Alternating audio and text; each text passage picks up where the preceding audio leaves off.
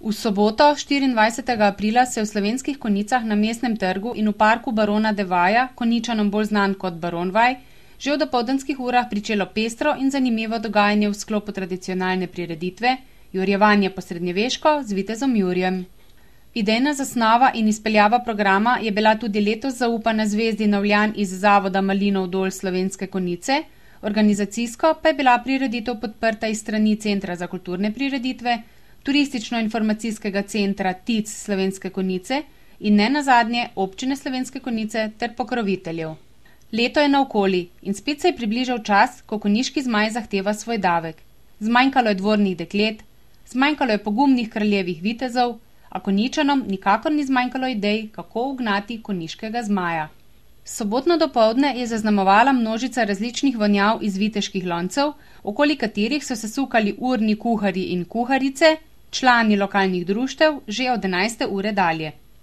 S svojim kuharskim znanjem in spretnostjo so se strogi 3-članski komisiji predstavila društva in organizacije, ki so v spomin na sodelovanje prejeli usnjen mošnjiček in priznanje izpisano s kaligrafsko pisavo Jolande Ljubljanske. Društva, ki so sodelovala, so bila naslednja: Lions klub Konjice, Leo klub Konjice, Prosvetno društvo France Prešern Žiče, Kulturno društvo Ženski pevski zbor društva upokojencev Konjice, Kulturno društvo Loče, Moški pevski zbor Adolf Tavčar Konjice, Lovska družina Konjice, Ženski pevski zbor Konjice, Literarno društvo Gnezdo, Društvo likovnikov in fotografov Konjice, Klub študentov Dravinjske doline in Mladinski center Dravinjske doline. V kategoriji Najviteški lonec viteza Jurja so si prvo nagrado prikuhali člani kulturnega društva Loče, ki so komisijo očarali z juho za nepovabljene goste. Društvo ročnih možnerjev iz Rogatca je ob 15. uri bučno oznanilo začetek Jurjeve povorke,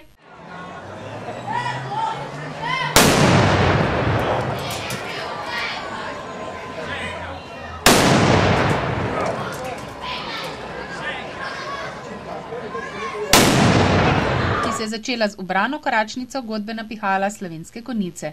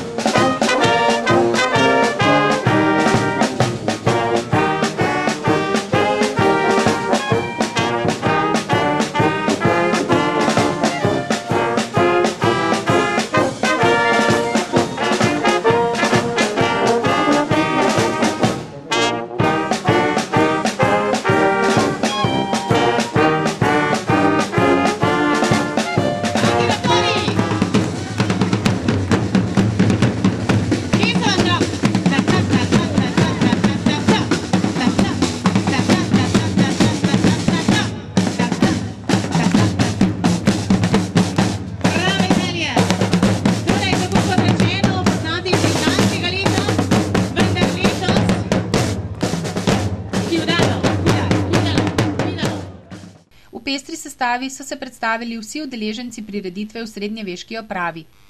Glumači, bruhalci ognja, vitezi Gašparja Lambergerja iz Jesenic, vitezi grofa Tattenbacha in predstavniki lokalnih društev.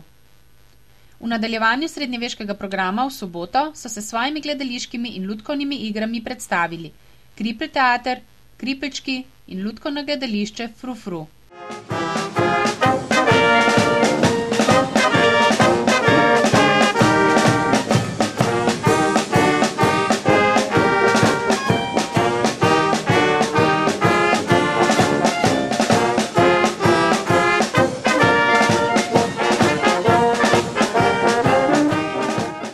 Popoldan je minil v znamenju gledaliških predstav za otroke in odrasle, učenje srednjeveških veščin in iger ter nakupov na srednjeveški tržnici.